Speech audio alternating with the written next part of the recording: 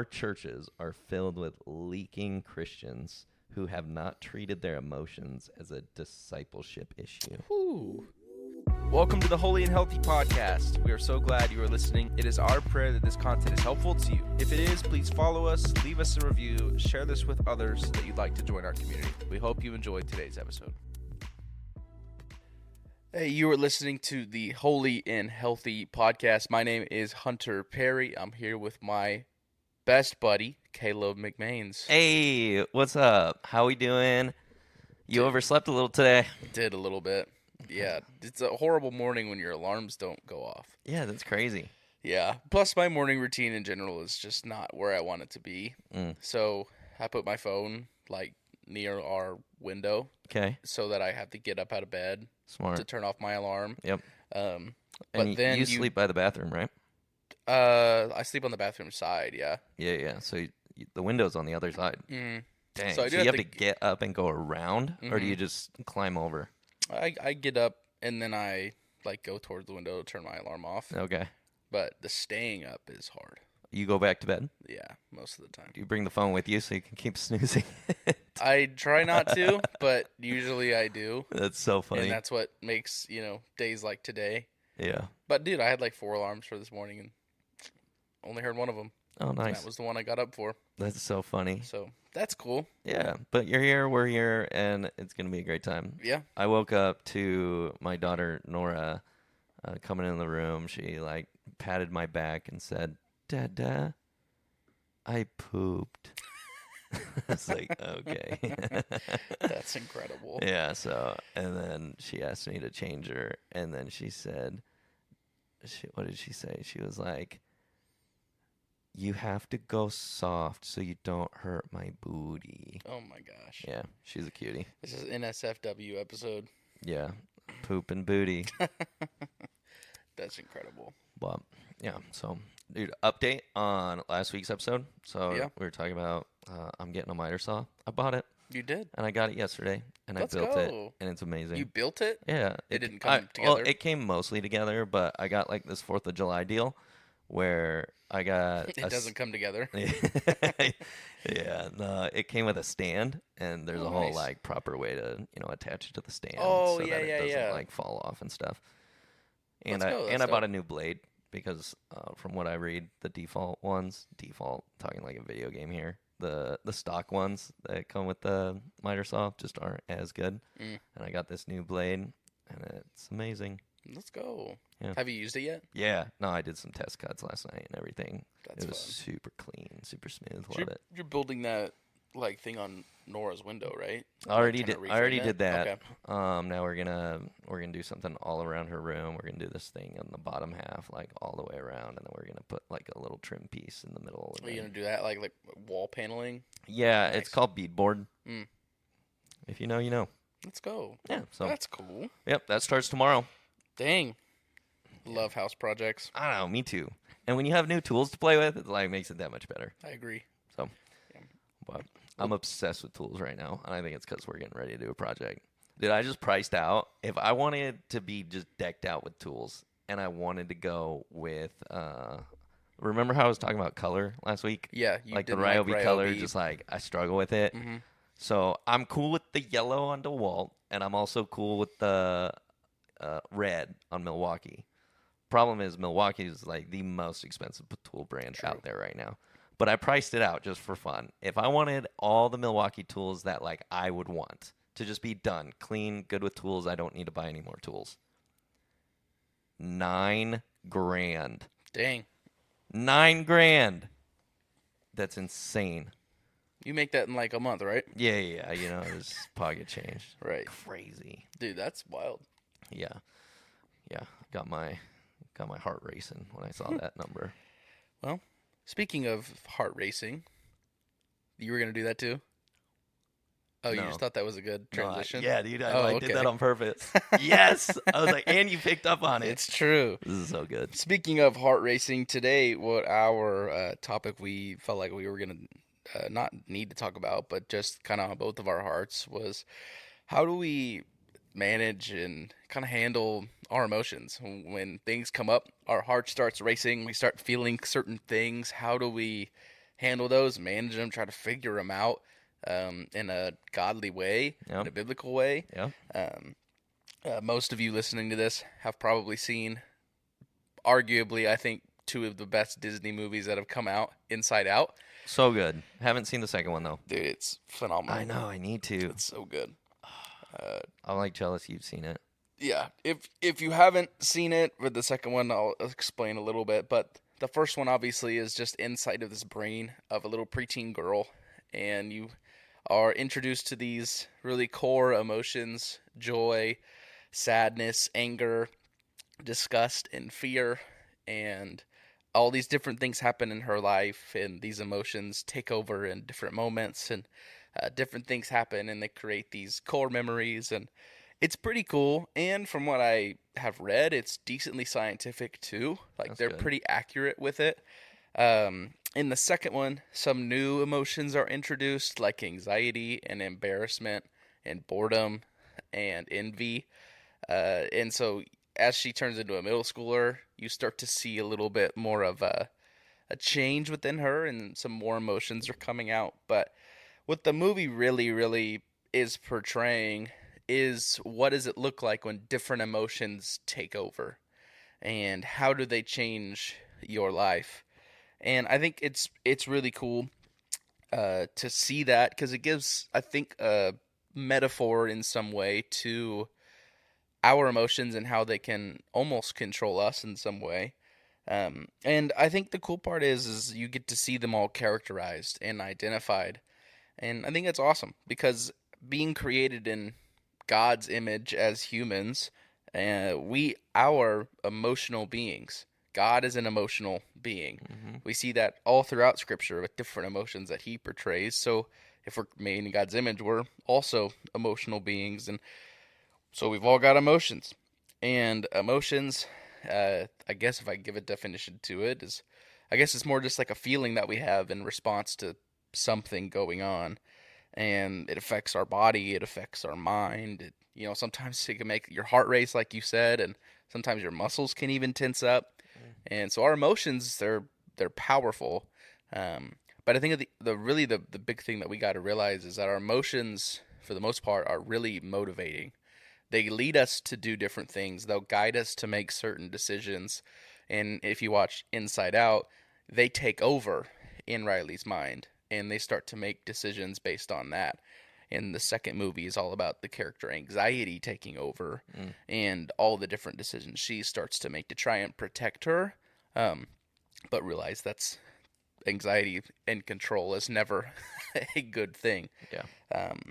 So the movie kind of personifies emotions. Absolutely. Yeah, Like, kind of brings life to them. joy, if we're going to stick with the idea, like, emotions motivate, like, joy motivates Riley to join in on all the fun. Fear motivates Riley to run away. Sadness motivates Riley to kind of withdraw. And then anger motivates Riley to attack and be decently violent in her words to her parents. But I think where that movie, to us, at least as Christians, we should take a little bit of a different stance, is I think our emotions should be more of indicators, not rule makers. Where in the movie, they kind of make the rules and they make the decisions for Riley. But for us, living a holy and healthy life, a healthy side of that is being able to have these emotions, identify them, and listen to them, but not let them make the rules and not let them make the decisions. So hopefully, as we kind of talk Which that's through not this, that's not the common thing that people talk about. Oh, no, like not at all. feelings are fact. Feelings are the things that should run you.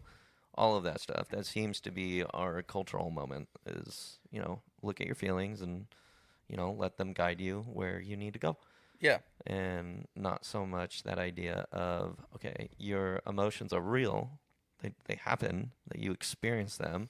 Like, nobody's saying ignore them and just, put them to the side.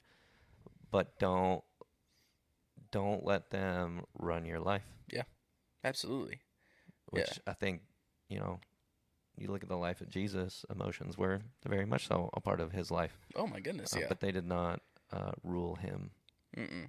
And he had some of the deepestly, I would say, empathetic moments with his emotions, I mean, you look at when one of his good friends Lazarus dies, and you see in John chapter 11 when he just bursts out in tears because he sees all the people sad, and then he's like, my friend is gone, and Yeah, shortest verse in the Bible. Jesus wept. Jesus wept. But it's crazy too that you look at that passage, and also 10 verses later he raises him from the dead, and so it's almost like, Jesus, why are you crying?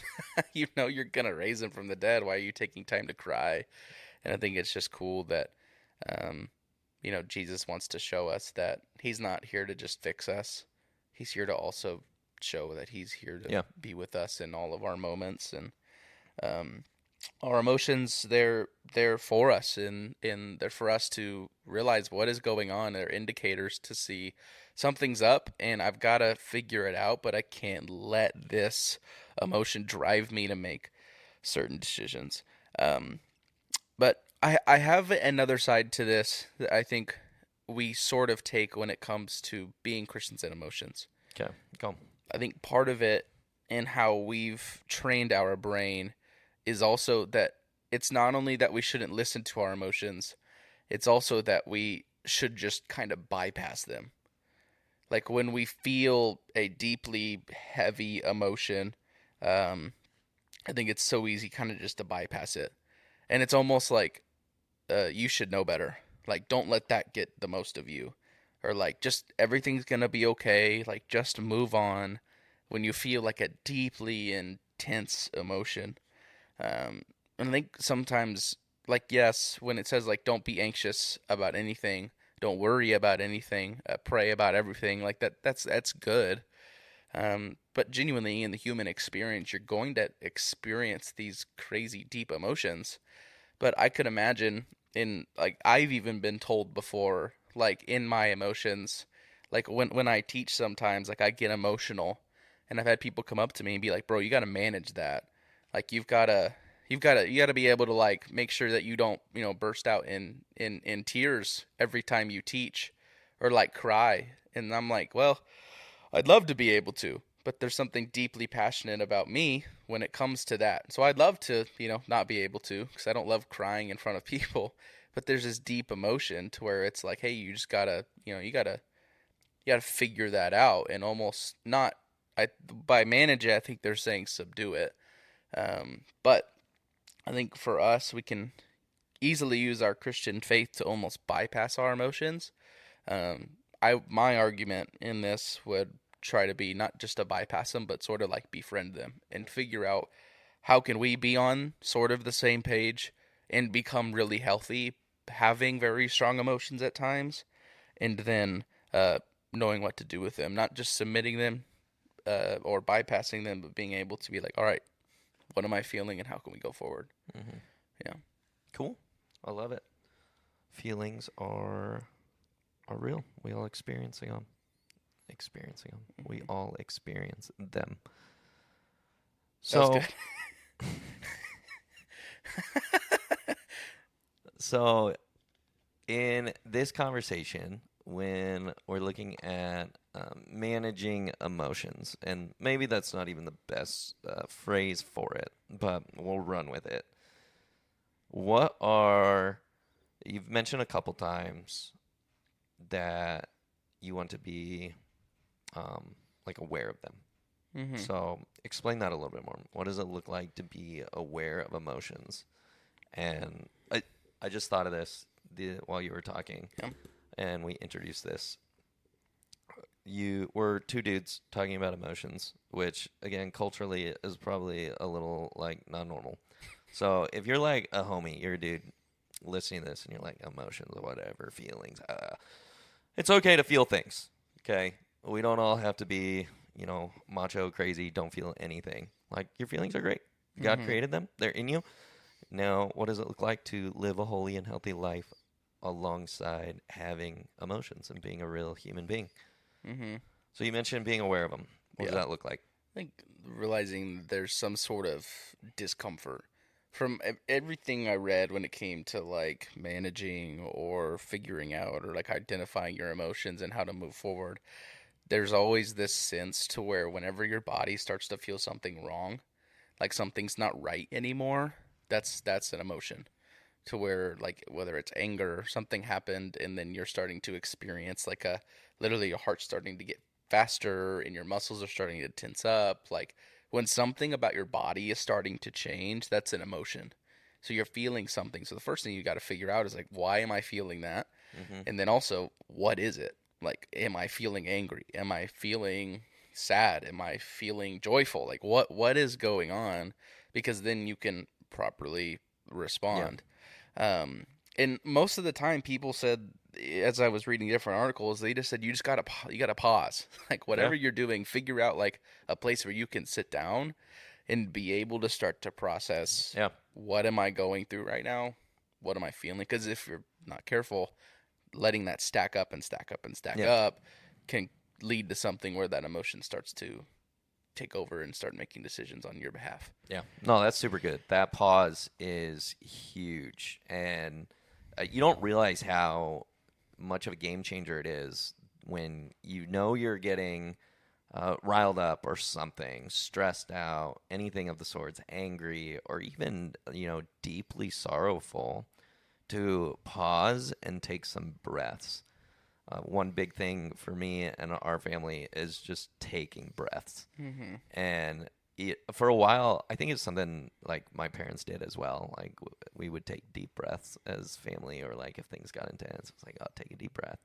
And that's kind of translated in my own family. But I was looking into it a little bit, and it's this actual like scientifically proven thing that when we breathe, like we take a breath, and what that does and communicates to the brain is it actually just calms it down, and it removes the need to either go into the fight, flight, Fight or flight. fight or flight. There's one more. I was teaching a few weeks ago, and I was talking about the fight and flight response, and no joke, a doctor, or I forget who it was. It was actually a friend, and they were like, "Oh, don't forget the other one. It's freeze, flee, or fight." Mm. So there's always one you miss because you just think of the fight or flight, but there's a freeze response too. But anyway, when you breathe, it signals to your brain that you're safe and that you don't have to go to those three kind of primal responses, Yeah. which is fascinating. And it brings a whole new understanding to things like uh, meditative breathing, like all that, and all those other like different kind of worldviews and everything. Like breathing is a big part of like centering yourself or whatever. But it's because like breathing actually like changes the way your body and your brain works. And so by pausing, taking some breaths, it can make a huge difference to your body and what you're feeling. And that's especially helpful when you're getting like anxious or fearful. And even if you're stepping into, like, I know and have experienced like the kind of crying that almost feels impossible to stop. Like, just, I don't even know what to call that. Like ugly crying, whatever you want to call it. Just that kind of cry where you just, I don't think I can do anything to stop. It's that hyperventilating, like, how you've experienced that yourself or other people? I've seen people experience it. Dude. I've never experienced to like that level. I've had some deep, ugly cries, but not Yeah. not to that level. I haven't experienced it to that level. I have seen it, and it almost seems like there is nothing you can do. Yeah. But if you can get someone, or you yourself can take some breaths, it's amazing what that will do. We do that with my daughter all the time. When she's getting like crazy, we sit her down, we look at her and say, "Nora, take a deep breath." And she's at this point where she's like really good at it. But she'll do sometimes if she doesn't want to. Like she's like, "I'm not doing this." This is what she'll do. Just really fast. She'll go.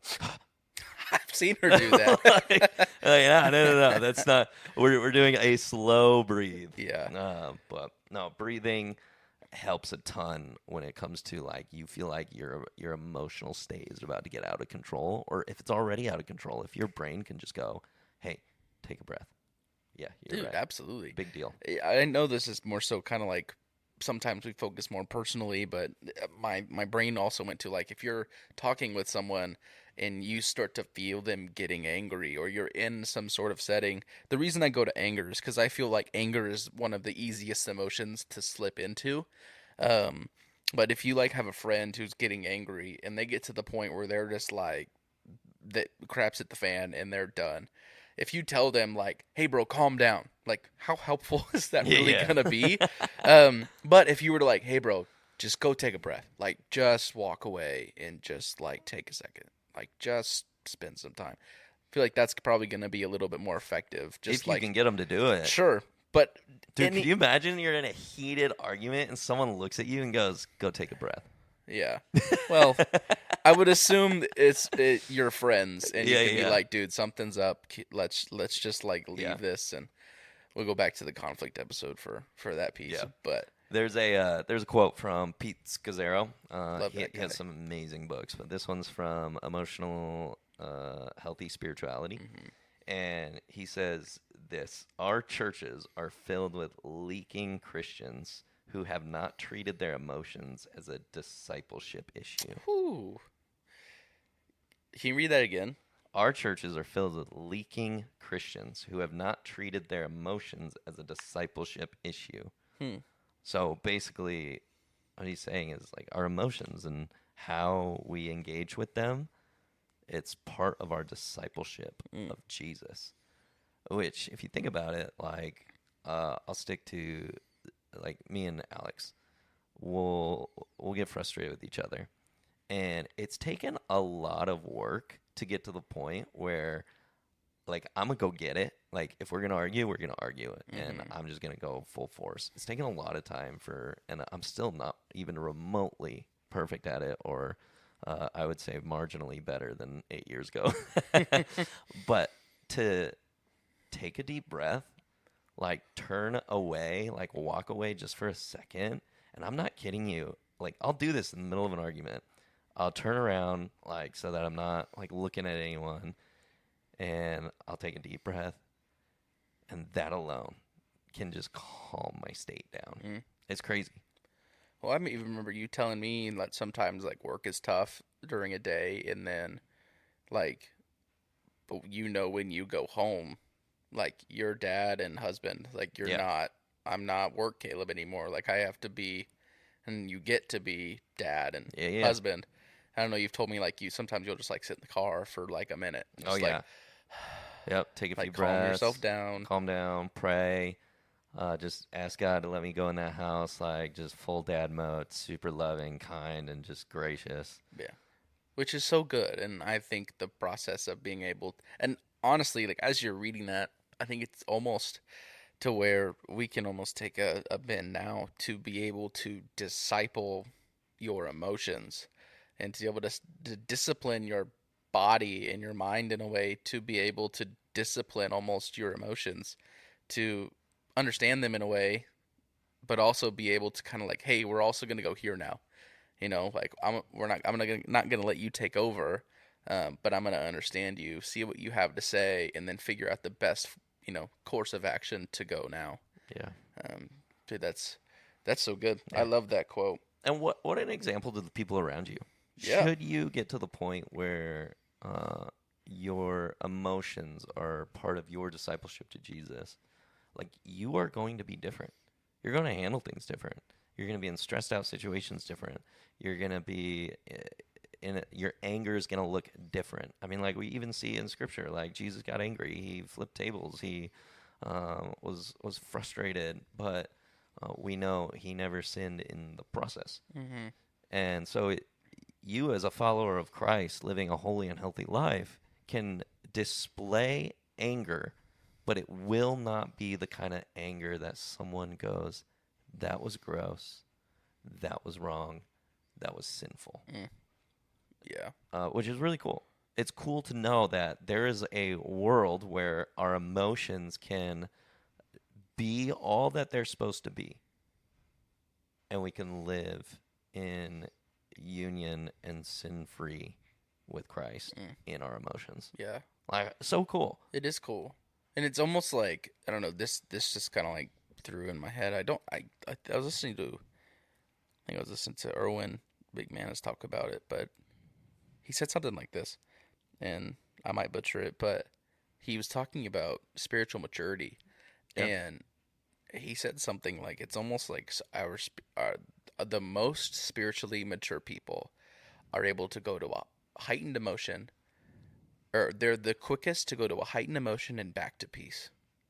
How fast can you go from a heightened emotion back to peace? Yeah. And that just indicates the spiritual maturity of a person. Mm. Look at Jesus, like legitimately, like you said, he went and flipped tables because of his righteous anger, and then Yeah. what? Immediately back to peace. Yeah. And you see that happen all the time. Yep. We brought up Jesus wept, like heightened emotion. Yep. Right back to peace. Yeah. And then a common one, like deep sorrow, yeah, deep grief, and then back to it. yeah, deep tension with someone, and then back to peace. Like how fast can you make peace with someone else or make peace with yourself? Yeah. And arguably, this is a very important thing to practice, grow in, seek the restoration of Jesus in, because I was just looking up, there's a book called Emotional Intelligence 2.0. Like literally, I think every leader or aspiring leader in the world has at least heard about it. But more than 3 million copies of this book have been sold. Wow. 3 million. That's a lot. Like the need to have your emotions in control and it used in a way that is honoring to Christ is so important. Like books are written about it. Most pastors, most leaders, even in the non-Christian world, will tell you that people who do not control or have under control their emotional state, that they're a wild card. They're not the kind of people you want to trust in heightened situations or stressful job positions or anything like that. And so not only do I argue that this is the most, like, not the most important thing in the world, but it's important for your relationship with Jesus, it's just really good to be able to do this for your involvement in life. Yeah, personally and professionally. Your contribution to the world. So just, if you're the kind of person that you can sit back, you can take an honest look at yourself and go, I don't handle stress well. I get mad easily and I don't know how to bring it back. If that's you, just honestly look at yourself and say, that is me.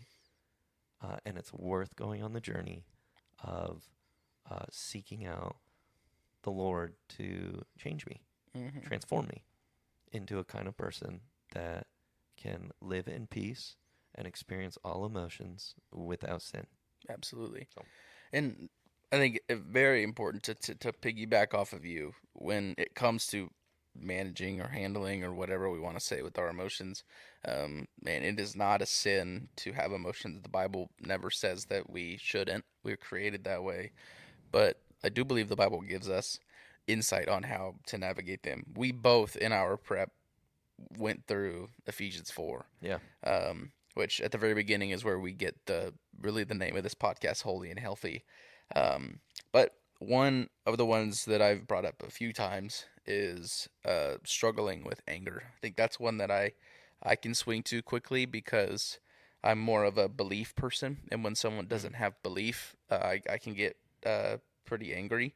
But there's a passage in there in verses 26 and 27 in context of Paul writing about some things that we shouldn't do. He brings up anger. And in verse 26 and 27, he says, "In your anger, do not sin. Do not let the sun go down while you are still angry, and do not give the devil a foothold." Caleb, first thoughts on that? I have like a breakdown, but I'd love to hear your thoughts. Well, let's read it again. Yeah. Yeah. In your anger, do not sin. Do not let the sun go down while you are still angry, and do not give the devil a foothold. First immediate thoughts are there is a way to be angry that is not sinful. But oftentimes there's an assumption in what's being written here that that is the default. Yeah. That our more natural bend in anger is sinful. And so I would therefore, agree. I think it is. I think so too. Which is cool that, Scripture, 2,000 years ago already had that on lockdown. Mm-hmm. And that means we should do something about it. Mm-hmm. And I'm the kind of guy, I'm like very literal. Mm-hmm. So when it says like, don't let the sun go down and angry, like my wife and I have gotten in more fights because I've been like, we can't go to bed mad at each other. Okay. I do the same thing. Like, and she just wants to go to sleep. She's like, I need a break. I need to get some sleep. And then we'll talk tomorrow and we'll be good. But I'm like, no, we can't go to bed. The Bible says. Well, I think there is a legitimacy. I think what Paul is, he's giving us sort of a timeline. Yeah. And he's giving us also kind of a deadline. Yeah. It's like, I don't know. I tend to read this literally as well. Yeah. Now, if your argument happens at 11:59 a.m. and then you don't get to resolve it until the next day, then did you sin? I don't think so. But I do think there is a lot of legitimacy to this because what Paul is really saying, if you don't take care of it now, it's going to, get to bigger and bigger things. Yes. Dude, Carly and I last night, we've been watching through the Office Superfan episodes on Peacock. Oh, cool. And the I one don't know what that means. They are the Superfan. They just add like extra minutes of the show that they didn't put in the original show. So there's like extra clips and different scenes that they weren't in the original, and so now they're called Superfan episodes, where they're just like 5 to 10 minutes longer. Is it the whole show? The whole they're on season 7 of it right now. Hold on. Of just adding more clips to it. Hold on. It's pretty cool. Okay, let me get this straight. There are how many seasons? 9? I think so. There's like 9 seasons of The Office. Yeah. And everybody loves it. Yeah. Like, people are watching it to this day. Yeah. People who watched it before are rewatching it to this Mm-hmm. day. So then they decided, you know what? The stuff that didn't make the cut for the first one, I'm gonna put back in, we're going to put those back in. and and makes it better. release the whole show again? Yeah. Like it's seasons 1 through 9? Well, they're 1 through 6 right now. I think they might have made 7 already, but we're on 6. What? It's fun, man. It's pretty cool. So let me get this straight.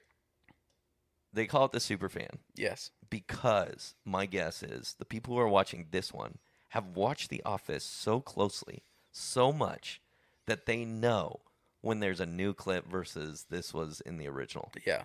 That's crazy to Now, me. I'm not one of those people. I have no clue. Okay. I don't know so you're what not sitting was there in like, the original. oh, that was one of the clips that wasn't in the original. Yeah, like I remember some clips from each show, but like if there's a new clip thrown in there, I won't be able to know unless I don't have any concept Yeah. of that at all. Then that helps if it's like a more of an obscene type Dang. clip. But I can get behind this because if Brooklyn Nine-Nine did that, I'd do it. I'd watch it. I watch the whole thing again. Anything that comes out of Andy Yeah. Samberg's mind, I'll watch. You know what? If you're I'm not condoning everything he does. yeah, but if you're it's all funny. someone producer or whatever of Brooklyn Nine-Nine, that's a good idea for you guys.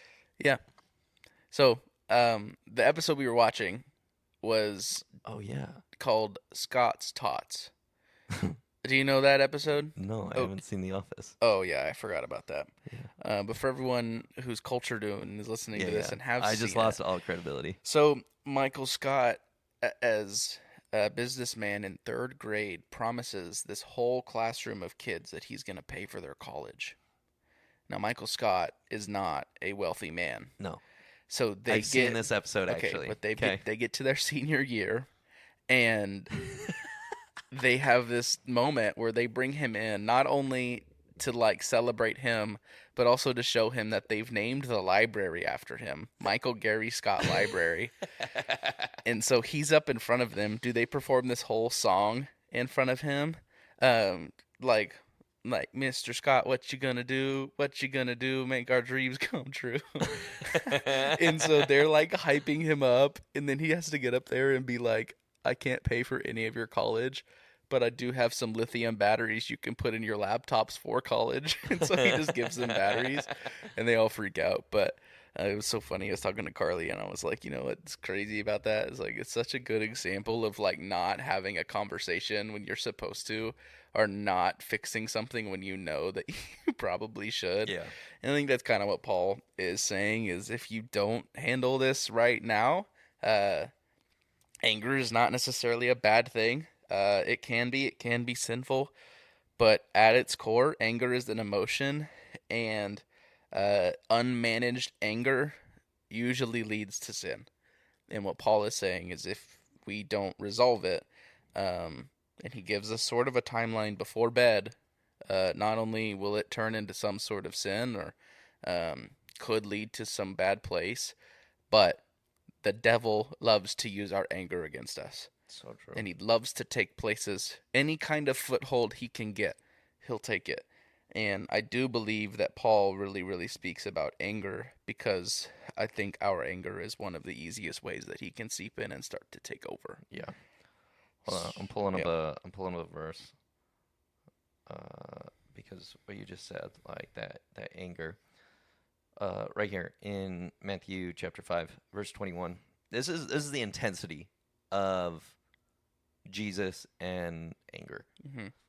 You have heard that it was said to an older generation, do not murder, and whoever murders will be subjected to judgment. But I say to you, this is Jesus, but I say to you that anyone who is angry with a brother will be subjected to judgment. And whoever insults a brother will be brought before the council, and whoever says fool will be sent to fiery hell. So then if you bring your gift to the altar, and there you'll remember that your brother has something against you, you go and do it. There's other translations in there, but basically Jesus is saying your anger towards someone is the equivalent of taking someone's life. Jesus is being very provocative here. Yeah. That's how, man, when our anger gets out of control, in Jesus' mind and his teaching and his worldview, you are essentially murdering this person. And so he's amplifying it to help us understand that, man, what anger can do in you is so dangerous. Mm-hmm. So don't let it control you. Yeah. Don't go to bed angry. It's not worth it. Where that can go is so ugly, so scary, so dangerous. Yeah. And we know this. We live in it. It's the world we live in. Absolutely. Yeah, and we're using anger as the biggest example because I think it's the easiest one to fall into. But I think we can throw in any really emotion into. I think Paul would be willing to throw in almost any emotion in there as well. I can't say that because he's not here, but we understand that our emotions are powerful, and anger gets really powerful really quick. But even things like joy, things like sadness, things like fear, like the Bible says that we don't have a spirit of fear, but of love and power and sound mind. So any kind of emotion, dude, you can live in some kind of crazy joyful state, and if you live there too long, man, your reality is going to be, so different. And maybe a little bit not reality. But I also do believe, again, all of these can be put in the place of being disciplined and discipled to. I do bet there are people out there who experience emotions who are able to take all of them and be able to discipline them and to be more like Jesus. I'm not one of those people yet. I'd love to be. It takes a lifetime. But looking at Jesus and seeing what he did, I just pulled out a few things. I think one of the coolest things about Jesus is that in any moment, whether he did some crazy big miracle or he was experiencing some deep sorrow emotion like he was in the garden, and one of the first things he would always do is he would just pray and talk to God. He'd be like, what in the world is going on? Or like, God, thank you for letting me do this. And we don't get insight on a lot of Jesus's prayers. But most of the time he just says, I need to go talk to my Father. One of the ones we do get to see is in the garden. And in John 17, we get to see kind of the outpouring of his prayer about us, but then just in the garden itself, asking God to take this cup away from him, experiencing this real human emotion.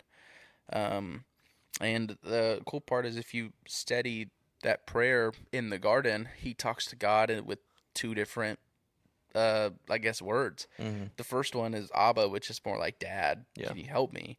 Because he's genuinely like a son, kind of scared and overwhelmed. But then when God doesn't take it away from him, he then asks God with the word pater, which is more like the patriarchal father, the leader, the one that I respect. Yep. And so then he's kind of asking for Like strength. your will be done. Absolutely. And so it's like it's okay to have those moments where you're like, God, like I genuinely have no clue how to do this. Can you help me out? Yeah. In more of like a dad, can you help me kind of way? But Yeah. also you can come to him and be honest with him and Yeah. be like, hey, I respect you for who you are. You're the Lord of my life. You've saved me. Please give me strength and help me manage what I'm walking through right now. Yeah. And I'm assuming from all the few insights that we do have on Jesus's prayers that's usually how it sort of walked out. Yeah. So, a good recap, kind of to just be thinking about, hey, how do I do this? What does this look like? I think one of the big ones is first acknowledging the fact, like, emotions are good. Mm-hmm. We have them. You're going to experience them.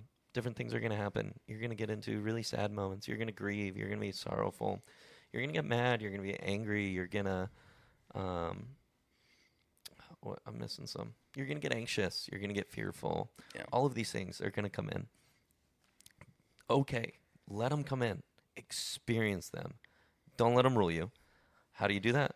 Become aware of them. Mm-hmm. So that was one of them. Yeah. Like, be aware of your emotions. And one of the ways we talked about that you mentioned was, what is your body doing? There's a lot of strength and power in recognizing what your body is doing. Oftentimes when you're anxious or stressed out, you tense up. So like, is your body getting more tense? And you get really good at becoming aware of that. Yeah. Like, if you just like recognize it, it starts to become second nature, and you're like, oh man, Yeah. I feel tense. Because other people can see it on you. But when you start to become aware of it, you can see it on yourself. Yeah. So you want to recognize emotions are good. I can have them. How's my body reacting? And then we mentioned kind of like naming it, like Naming figuring it. out Yep. what exactly are you feeling? Yep. Which emotion am I feeling? Yep. And being able to feel it without becoming it. Yep. Like And psychologists talk a lot about Yeah. the power of naming something. Yeah. Just giving it a name, knowing what it is. There's so much power in that. Yeah. And so naming your emotion. One of the psychologists I read is when you're feeling this emotion, instead of saying I'm sad, because then you identify as sad, one of the things you're supposed to do is like, I am feeling a deep expression of blank, or a deep feeling of this. Yeah. So getting a little more specific. Yeah. It's not who you are, but it is what you're feeling. Yeah. And that kind of thing. Helps express it to people and also express it to God. I love that. I'm a big language guy. So yeah.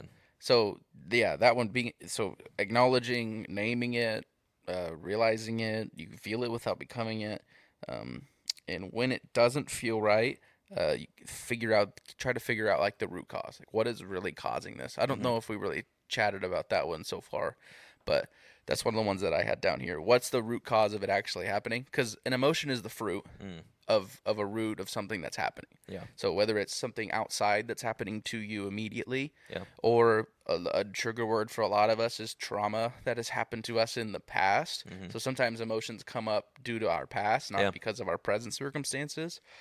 Anxiety usually has a lot to do with our future circumstances, trying to figure all those things out. The unknown. But yeah, and then the last one I have here is to just be able to talk with friends and family about what you're going through and being willing to be vulnerable. This is where your community comes in. Be able to process those things. And then also seeking professional help. I think I think it's more accepted today than it was Definitely a few years ago to be able to do that. Yeah. But being able to sit in a room with not even a third party, but someone who's, done the work and done the study to be able to know how your brain works and how people work, to be able to walk you through different emotions to help you get better. I think it's not only beneficial, but might be essential to someone listening to this, because when we're able to open up and seek support from friends, family, or a professional, we are communicating to those people, hey, I want to get better, and I want to figure this out, which I hope is our heart and also the heart of anyone being able to listen to this. So yeah, that's good. And then there's obviously, I think this is the obvious one, but probably the most important one. Talk to God. Yep. Talk to him. Talk to him like Jesus did. Mm-hmm. Talk to him like a dad. You may not have a dad. You may not have a good relationship with your dad. But work to rewire your mind to go that the God of the universe is the Father that every dad wishes they could be. Mm-hmm. He is the perfect Father, and He's ready to listen and hear where you're at and your feelings and your emotions and what you want and all of that. And at the end of the day, He'll give you exactly what you need to get through it. Yeah. And if you need to remind yourself how good of a God is and how good of a Father He is, go read Psalm 139 with David talking to him about who I am, about who you are, what is your identity in Him. And you'll read things like how precious and wonderful are your thoughts about me. You knit me together in your mother's womb. I can't escape you. Anywhere I go, you're there. God is the Father that's ever present, and He's always good. So in our emotions, we can know that we can take them to Him. And even Paul says, like, we don't have a high priest, Jesus, that can't empathize with us. He's walked through it all. That's right. So we can take anything to Him. This is good. Yeah. I don't think I got anything else. I don't either. This was good. This is a good episode, dude. Yeah. Emotions, man. They're real. We have them. It's true. We should end with a joke. Do you have a joke? Oh, man. No. Do you have something funny that happened? Oh, bro. So we were playing this game. I mean, we talked about the election. That was a couple weeks ago. Yeah, I don't do politics. No, so you were over. So funny. People are like, "Wait, I thought they were done." I thought we were done too, but I decided to keep going. Yeah, this is bonus content. Bonus, welcome. So you and Carly and Shane and Rita were at our house. It's true. We played Friday Secret night. Hitler. Yeah, we played a game. Are you gonna talk about when I got mad at you? No. But that did happen. But we can talk about that too. That's so true. Yeah, guys, Hunter got mad at me. My emotions did get the best of me, and yeah, but you were so quiet. You just looked angry. I was completely calm and trying to get my point across without being mad. Yeah. Yeah. My internal emotions were on fire. No, that was crazy. What happened again? Okay, so I don't know if you've ever played the game Secret Hitler. Yeah. But crazy game. Don't worry. It's very, okay to play. Yeah, it's not incredibly Hitler-esque, but really what happens is there's two different parties, and one party is the good party, which is the liberals, which is ironic. And then the fascists, who are Hitler and, the Nazis. They're trying to, pass policies that's set like in late 1920s Germany or 30s. Can't remember. But it's pretty similar to... It's like mafia. Yeah. Yeah. You're just trying to pass different policies, which you don't do. But the fascists are, what's it called? You don't know about them. They're mysterious, but there are some among you. Yeah. And mafia, it would be they're the mafia members. Exactly. Yeah. So I was a liberal, and I'm trying to pass liberal policies, which is a good thing to do. So my first move, I was president first, and I appointed a chancellor, which is my wife, Carly. And if you're a liberal, you are supposed to try and pass liberal policies. So you get 3 cards, and I handed Carly 2. That's how the game works. I had 1 fascist card and 2 liberal cards. So I decided I'm a liberal, I'm not even going to give her a choice. So I didn't even give her a choice. I gave her 2 liberal cards. She played a liberal, obviously. That's how you're supposed to do it. Yeah. Caleb over here doesn't believe the whole time that I'm a liberal, even though from the very get-go, I have communicated that I'm a liberal. Because in some twisted way, he was like, that's what Hitler would do. I'm like, no, Hitler would never pass a liberal policy. He would always give them an option to try and play at least a fascist. And so it gets to the end of the game, and people are wanting to kill me. Yeah. And I have helped play 3 of the 4 liberal policies on the board. And I'm so confused as to why I'm going to get killed. And the only people that wanted to kill me were my liberal friends. The fascists were fine with me. Uh-huh. But the only people who wanted to kill me were my liberal friends, which made me really upset. And I was trying to defend myself to my team, and they thought I was Hitler. So I just play that game really calm and quiet. I'm the same person if I'm a liberal or a fascist, so you really never know. Mm-hmm. So I always try to be inconspicuous. I always kind of want to ride the line of being a wild card, just so I can kind of be that guy. But Well, I guess you just rode that line really well. Yeah, I guess so. Leaned one way. But yeah, I was getting pretty upset. I was having to defend myself pretty hard, and Yeah. remember, I was literally grabbing your couch. I know you looked intense. Yeah, if you want to talk about recognizing what your body's doing, you were like, Yeah, yeah, I had to, bro. I was But fuming, dude. Carly was so sweet. She like came and gave you a hug and stuff. Did she? I don't think she did. No, she did. She did? Yeah, Oh, I don't remember that. probably because you looked like you needed it. Probably. Anyway, crazy game, super fun, but emotions get crazy in that one. They do, Yeah. for sure. Anyway, was I gonna say anything else? I don't know. You brought up that we came over Yeah. to Well, something, I was gonna and bring I up. brought up Secret Hitler. Well, I was gonna bring up we played that game too, but the first round I was on the fascist side, Mhm. which was crazy because it's 6 people and 2 of the people can like be fascist, so it's like Yeah. 2 against 4, so it's kind of hard. And I remember like I first got accused, or like I made one of the first moves or something, and I was like trying to lie. And dude, I was like, my hands were shaking. I panicked. I thought someone like saw me, but I got like anxious. It was crazy. I was trying to like take deep breaths, calm down. It's okay. They're not gonna know.